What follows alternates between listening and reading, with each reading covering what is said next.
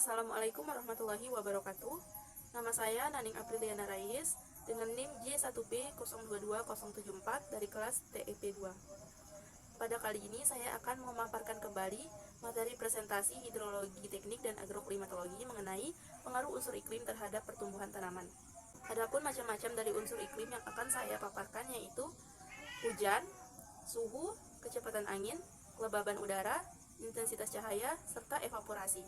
Unsur iklim yang pertama yaitu hujan.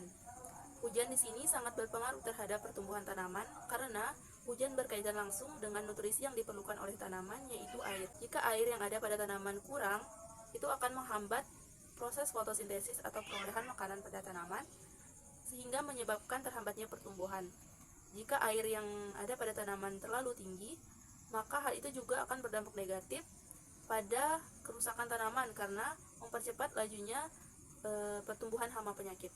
Sebagai contoh, pertama, pengaruh curah hujan terhadap tanaman jagung. Di sini diketahui pada suatu wilayah yaitu wilayah Wajak, dari data yang diperoleh bahwa wilayah ini mempunyai tipe pola curah hujan monsun yang bersifat unimodal, yang dimana curah hujan tidak berpengaruh terhadap pertumbuhan tanaman jagung dikarenakan wilayah di sekitar tanaman jagung tidak terjadi genangan ataupun tidak kekurangan air, sehingga tumbuhannya optimal karena kadar air yang diperlukan terpenuhi. Contoh yang kedua, pola curah hujan terhadap pertumbuhan tanaman padi. Pada kasus ini, curah hujan juga tidak terlalu berpengaruh terhadap tanaman padi karena penanaman dilakukan pada saat curah hujannya sesuai dengan pertumbuhan tanaman padi, yaitu di kisaran 200 hingga lebih milimeter. Contoh yang ketiga yaitu pengaruh curah hujan terhadap tanaman bawang merah. Di sini terdapat dua perbandingan kondisi, yaitu pada kondisi La Nina dan juga pada kondisi normal. Produktivitas bawang merah lebih rendah pada saat kondisi La Nina daripada pada saat kondisi normal karena pada saat La Nina curah hujannya tinggi sehingga mengakibatkan kerusakan pada bawang akibat hama penyakit yang muncul, sehingga produktivitas dari bawang merah juga menurun. Curah hujan yang terlalu tinggi dapat merusak tanaman karena cepatnya pertumbuhan hama penyakit, akan tetapi curah hujan yang terlalu rendah juga dapat menghambat perolehan nutrisi dari tanaman untuk keperluan fotosintesis, sehingga diperlukan curah hujan yang sesuai untuk setiap tanaman. Unsur iklim yang kedua yaitu kecepatan angin. Diketahui bahwa semakin tinggi suatu wilayah, maka semakin tinggi juga kecepatan anginnya.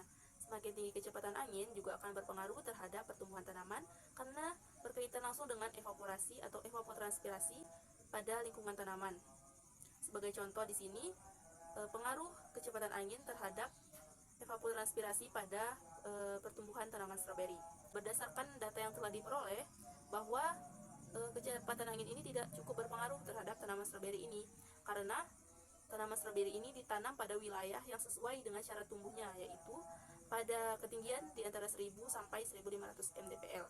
Wilayahnya itu sesuai dengan syarat tumbuh tanaman, maka kecepatan angin yang dihasilkan juga sesuai dengan kebutuhan tanaman, sehingga proses evapotranspirasi pada tanaman tidak menyebabkan dampak negatif. Unsur iklim selanjutnya yaitu suhu. Suhu di sini juga sangat-sangat berpengaruh terhadap pertumbuhan tanaman.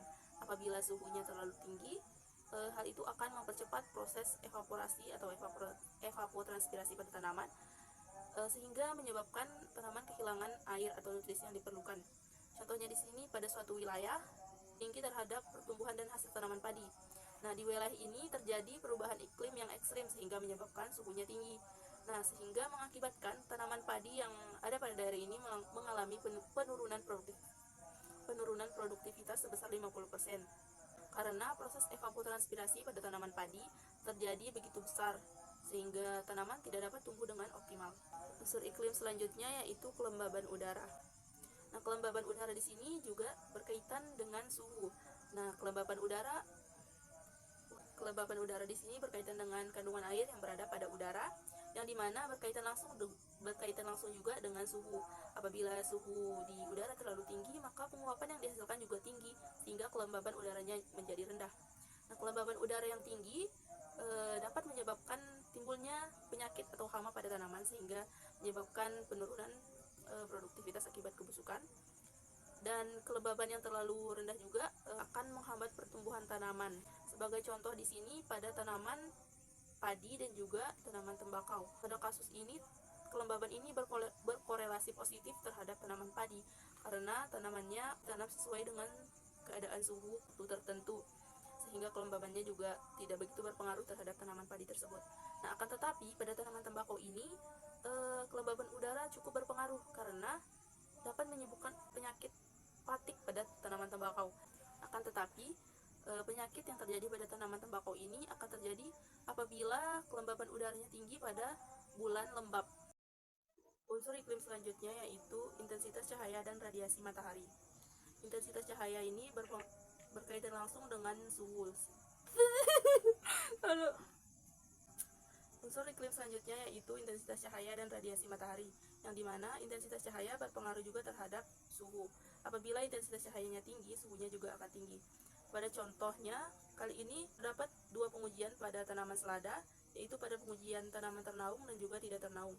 Diperoleh informasi bahwa tanaman selada yang ternaung memiliki ukuran yang lebih tinggi dan juga lebih segar daripada tanaman yang tidak ternaung. Hal tersebut berarti cahaya menghambat pertumbuhan tanaman sehingga bagian yang tidak terkena cahaya menjadi lebih panjang. Selanjutnya, contoh pada tanaman raspberry. Pencahayaan yang lebih terhadap tanaman raspberry dapat menyebabkan kerusakan pada tanaman sehingga produktivitas tanaman juga akan menurun. Unsur iklim selanjutnya yaitu evaporasi. Berdasarkan data dari pendugaan evapotranspirasi bulanan lapangan dan simulasi yang diperoleh, bahwa penanaman padi dilakukan pada bulan dengan tingkat evaporasi yang rendah, karena hal tersebut dapat meminimalisir penguapan pada tanaman sehingga pertumbuhannya tidak terganggu. Berdasarkan pemaparan yang telah saya sampaikan, dapat ditarik kesimpulan bahwa unsur-unsur iklim tersebut berkaitan satu sama lain, yang dimana intensitas cahaya yang tinggi dapat menyebabkan tingginya suhu di permukaan, sehingga dapat menyebabkan besarnya laju evapotranspirasi pada tanaman, juga menurunkan kelembapan udara. Sekian dari saya. Wassalamualaikum warahmatullahi wabarakatuh.